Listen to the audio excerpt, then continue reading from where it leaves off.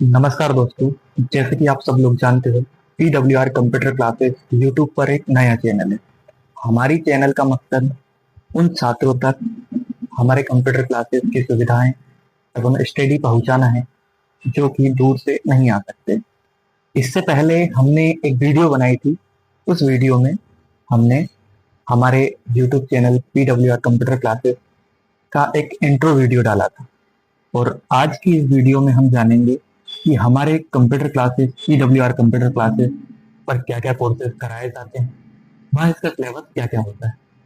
तो जैसे कि आप जानते हैं, हमारा centre PWR computer classes Makhanlal Chaturvedi university विश्वविद्यालय भोपाल से मान्यता प्राप्त है, और इस यूनिवर्सिटी से हम PGDCA, DCA आदि कोर्सेज कराते हैं एवं हमारी संस्था पर CPCT कोर्स भी कराया जाता है।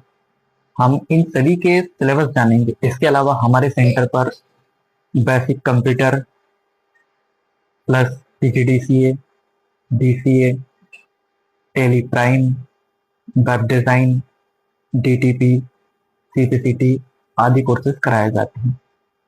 आज हम बात करते हैं CPCT कोर्सेज। इस वीडियो में हम सभी प्रकार की बातें जानेंगे, जैसे कि CPCT क्या होता है, PGDCA क्या होता है, DCA क्या होता है, टेली क्या होता है, वह इनके अंतर्गत क्या क्या कोर्सेज होते हैं। तो जैसे कि आप जानते हो, आज की दौर में, आज के जमाने में यदि कंप्यूटर फील्ड से आपको जॉब चाहिए, तो पहले क्या होता था कि PGDCA के थ्रू आपकी जॉब लग जाती थी, DCA के थ्रू आपकी जॉब लग जाती। लेकिन अब PGDCA और DCA तो स्टूडेंट क्वालिफाइड होना ही चाहिए, लेकिन साथ में व्यक्ति का CPCT क्वालिफाइड होना चाहिए। ऐसा कहा जाता है कि CPCT काफी कठिन होता है, फर्स्ट अटेम्प्ट में क्वालिफाइड करना हर किसी के लिए आसान नहीं होता है। लेकिन मैं कहता हूं कि फर्स्ट अटेम्प्ट में CPCT क्वालिफाइड किया जा सकता है, क्योंकि मैंने खुद ने पहली फर्स्ट अटेम्प्ट में CPCT क्वालिफाइड किया है। शुरुआत में काफी टफ लगता है।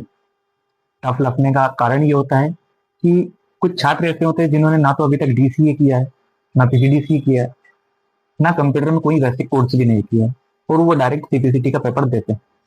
तो हाँ, उनके लिए ये हो सकता है काफी टफ। उनके बस की बात नहीं होती कि वो फर्स्ट अटेम्प्ट में CPCT निकाले, तो काफी टफ भी पड़ता है। लेकिन हम मेहनत करें, फर्स्ट अटेम्प्ट में CPCT क्वालिफाइड कर सकते हैं। मैंने फर्स्ट अटेम्प्ट में मेरी CPCT क्वालिफाइड की है, और मेहनत यदि आप करते हो तो आपकी भी फर्स्ट अटेम्प्ट में CPCT क्वालिफाइड हो सकती है। अब यदि हम CPCT की बात करें, CPCT का सिलेबस क्या होता है, तो CPCT का जो सिलेबस होता है, CPCT के सिलेबस में मेन होती है आपकी Hindi typing plus Hindi typing. जब कुछ छात्रों का ओवर कॉन्फिडेंस होता है, मेरे पास कुछ इंक्वायरी लेने आते हैं, बोलते हैं सर इंग्लिश टाइपिंग तो हम निकाल देंगे, लेकिन मेरा उनसे कहना है कि इंग्लिश टाइपिंग निकालना इजी नहीं होता है। इंग्लिश टाइपिंग निकालना इजी नहीं होता, लेकिन हिंदी टाइपिंग निकालना इजी होता है। वो कहते हैं सर ऐसा क्यों। और हिंदी टाइपिंग हमसे आती है, लेकिन सभी छात्रों को बता देना चाहता हूँ कि हिंदी टाइपिंग जो होती है नॉर्मल फॉन्ट पे नहीं होती है। हिंदी टाइपिंग होती है मंगल फॉन्ट पे। मंगल फॉन्ट में भी दो फॉन्ट होते हैं, एक एनक्रिप्ट डॉक्यूमेंट होता है, प्लस दूसरा होता है रेमिटेंट गिल्ड। आप जिससे चाहे उससे चॉइस कर सकते हो। अब ऐसा क्यों कि इंग्लिश कठिन क्यों होती है? कारण ये होता है कि इंग्लिश टाइपिंग जब होती है, तो इंग्लिश टाइपिंग में गलतियां मान्य नहीं होती। यदि आपकी एक गलतियां होती जाती है तो आपके सारे वर्ड गलत माने जाते हैं। जबकि हिंदी टाइपिंग में ऐसा नहीं होता है। हिंदी टाइपिंग में कुछ गलतियां आपकी मान्य होती है। इसी कारण से हिंदी टाइपिंग काफी टफ पड़ता है, और इसमें 30 नंबर की इंग्लिश होती है आपकी इंग्लिश टाइपिंग, 30 नंबर की हिंदी टाइपिंग होती है। ऐसे ही 52 नंबर का आपका कंप्यूटर होता है, 5-6 नंबर की आपकी मैथ्स होती है, 5-6 नंबर की रीजनिंग होती है, 2 नंबर का जर्नल अवेयरनेस होता है, GK होता है। तो आपका जो सबसे मेन होता है 52 नंबर का कंप्यूटर। इस 52 नंबर के कंप्यूटर में से कम 38 नंबर पास होने के लिए, CPTCT क्वालिफाइड होने के लिए आपको 38 नंबर लाना पड़ता है। आप ऐसा नहीं हो सकता है कि आप इंग्लिश निकाल दो, हिंदी निकाल दो, फिर बाद में आप ये निकाल दो। यदि आपने 38 नंबर क्वालिफाइड किया है कंप्यूटर, और यदि आप इंग्लिश नहीं निकाल पाए या हिंदी नहीं निकाल पाए, तो आप CPCT क्वालिफाइड नहीं माने जाओगे। क्योंकि CPCT क्वालिफाइड होने के लिए आपको तीनों चीजें निकालनी पड़ेगी: computer, English typing, Hindi typing. ये होता है आपका सीपीसीटी का सिलेबस। आपकी सीपीसीटी का जो एग्जाम होता है वो 2 घंटे 10 मिनट का होता है।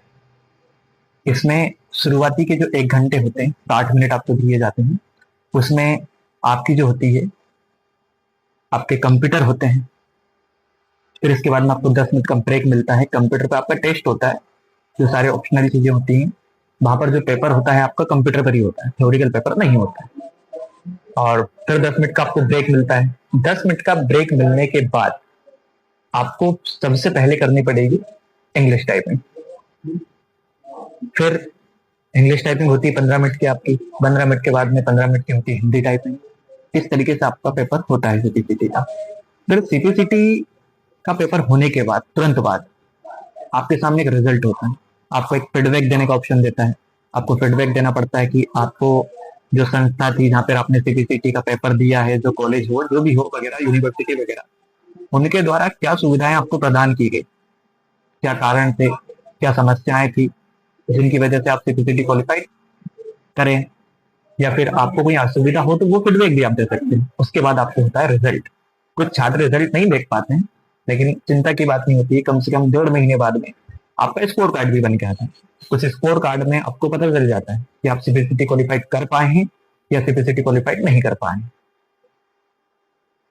अधिक जानकारी के लिए हम दूसरी वीडियो में मिलेंगे। इससे ज्यादा हम लंबी वीडियो डाल नहीं सकते हैं यूट्यूब पर। ठीक है, धन्यवाद।